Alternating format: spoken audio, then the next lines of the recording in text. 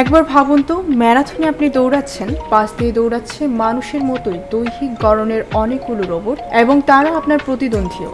ব্যাপারটা এতদিন কাল্পনিক ও বিস্ময়কর মনে হলেও কয়েক সপ্তাহ পরে বাস্তবে রূপ নিতে চলেছে। চীনের রাজধানী বেইজিংয়ে আগামী 13 এপ্রিল হবে হাফ ম্যারাথন। সেখানে মানুষের সঙ্গে দৌড়াবে রোবটও। বিশ্বে এটি প্রথম মানুষ ও রোবটের একসঙ্গে ম্যারাথন প্রতিযোগিতা হতে যাচ্ছে।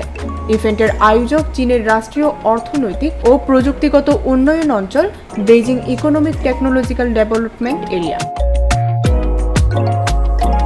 চীনের অন্যতম শীর্ষ দৈনিক চায়না ডেইলির খবরে বলা হয়েছে, এপ্রিলে বৈশ্বিক ক্রীড়াবিদদের স্বাগত জানাতে চীন প্রস্তুত, কারণ চীন বিশ্বের প্রথম ম্যারাথন আয়োজন করবে যেখানে মানুষ এবং মানব বৈশিষ্ট্য সম্পন্ন রোবট দৌড়বিদ হিসেবে অংশ নেবে।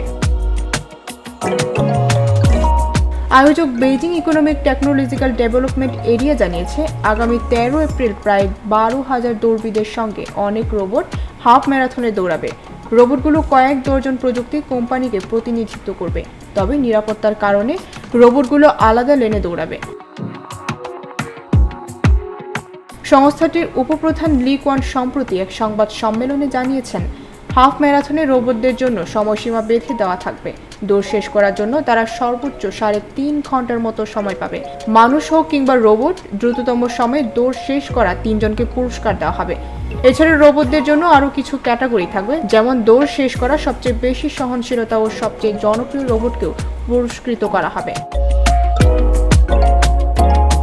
ডেস্ক রিপোর্ট, ভোরের পাতা।